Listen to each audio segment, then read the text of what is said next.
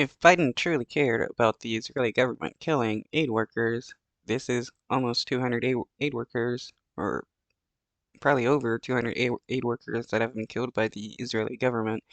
And Biden just constantly tells Bibi that he needs to do more to protect civilians. But when he's the one having these people killed, it's like telling a murderer they need to do more to protect the people that they're murdering. It wouldn't make any sense. Today that President Biden will speak to Israeli Prime Minister Benjamin Netanyahu tomorrow. It is their first phone call since the horrific IDF airstrike on those aid workers.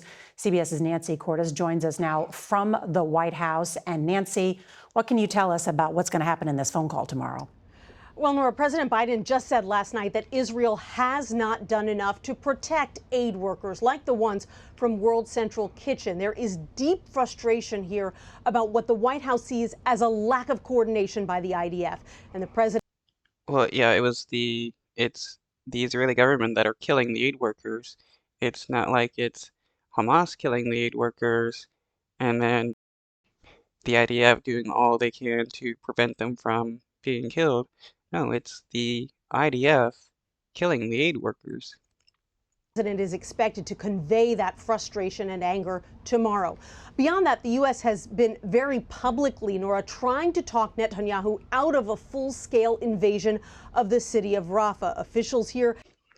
If this was a different nation killing 200 aid workers, some of them being Americans, the United States would totally have a different.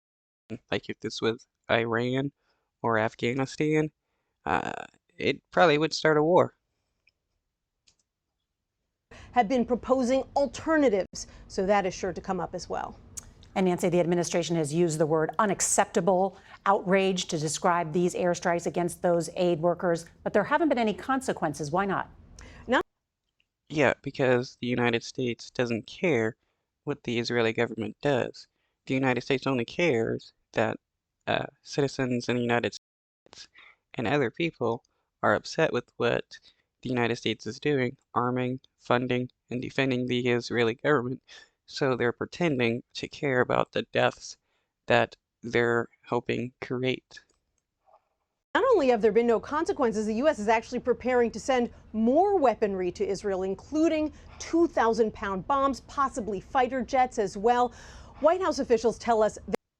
Wow. So people on the left can't pretend that Biden is like doing all he can to stop uh, the Israeli government from killing innocent people. He is continually supplying them with money, with weapons. I mean, why does the Israeli government need a 2,000-pound bomb or fighter jets? That doesn't make any sense. The only thing the United States is doing, the Biden administration is doing, is funding a genocide. Biden supports genocide, and supposedly he's the good guy here? Like, no. Funding a genocide doesn't make you the good guy, it makes you evil.